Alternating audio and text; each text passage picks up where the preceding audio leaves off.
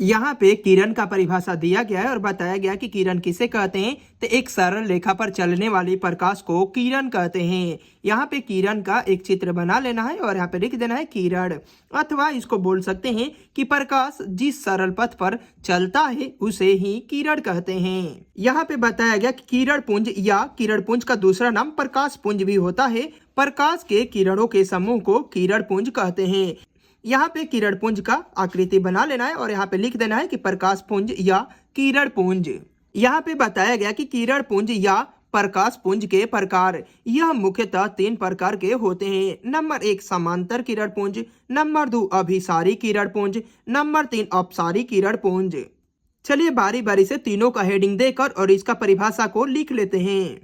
यहाँ पे 1 नंबर में बताया गया कि समांतर किरण पुंज ऐसा किरण पुंज जिसकी सभी रेखा आपस में समांतर होती है तो उसे समांतर किरण पुंज कहते हैं। यहाँ पे सभी रेखा एक दूसरे के समांतर है और यहाँ पे नाम देकर लिख लेंगे समांतर किरण पुंज।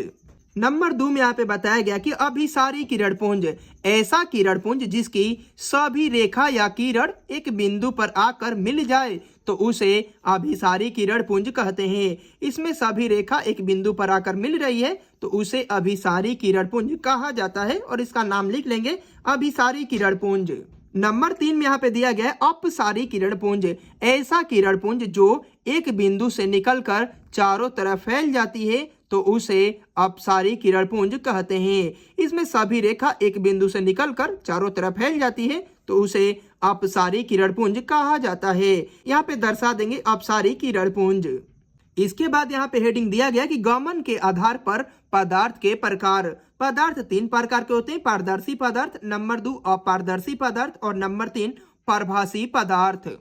यहाँ पे 1 नंबर में बताया गया है कि पारदर्शी पदार्थ जब प्रकाश की किरणें किसी पदार्थ को आर पार कर जाए तो उसे पारदर्शी पदार्थ कहते हैं, जैसे हवा, कांच, पानी इत्यादि। नंबर बी में यहाँ पे बताया गया कि अपारदर्शी पदार्थ जब प्रकाश की किरणें किसी पदार्थ को आर पार नहीं कर पाए तो उसे अपारदर्शी पदार्थ कहते हैं, जैसे लकड़ी, लोहा, पत्थर इत्यादि। सी नंबर में बताया गया परभासी पदार्थ जब प्रकाश की किरणें किसी पदार्थ से आंशिक रूप से थोड़ा थोड़ा पार कर जाए तो उसे परभासी पदार्थ कहते हैं, जैसे घिसा हुआ कांच, तेल से लगा हुआ कागज, दूध, घना धुआं, कुहासा भी हो जाएगा यहाँ पे इत्यादि।